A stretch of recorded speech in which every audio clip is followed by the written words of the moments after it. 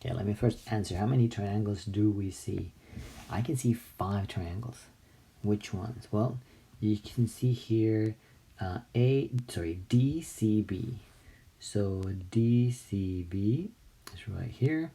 And of course you can see DCA, which is of the two. Then the third one is this one, non-right angle triangle. That is DAB. So where are the other two? Well, you could just kind of do the same triangle on top and get, you don't have a letter for this or a letter for that, but those would be the ones. Okay, so those are 5 triangles, but we're really not going to use the ones that are kind of like the angle of depression. We're just going to use the ones that up here, those 3.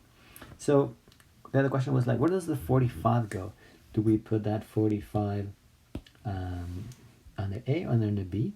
And the answer is this is 55 and this is 45. And how do I know that? Well, if I exaggerate it, something's really close or something's really far, this angle clearly is bigger than this angle.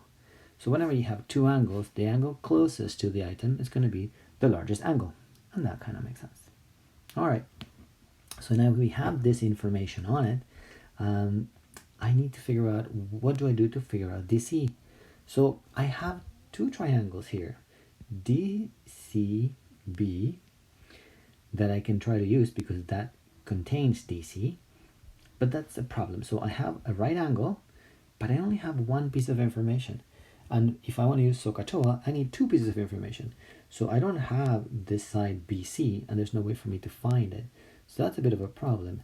But if I could somehow find, let's say, call this side X, then I would be able to, and I will be able to. That's kind of the way. Or perhaps, and there's another way, and it's just as correct, is to say, no, you know what? I'm going to use the big triangle. I'm going to go DCA. I'm going to use the big one.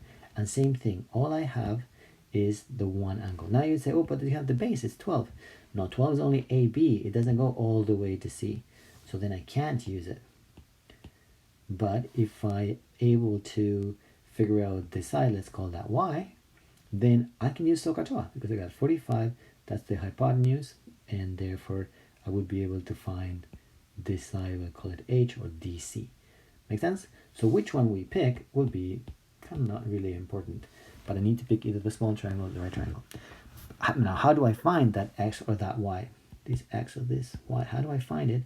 And it's by using this triangle, the non-right angle triangle.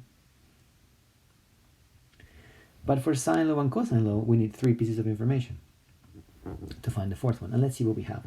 I have 1 angle and I have 1 side. I'm missing 1 more piece, either 1 more angle or 1 more side or something to do it. Can you see what that is? Check the next video. Answer the question and check the next video.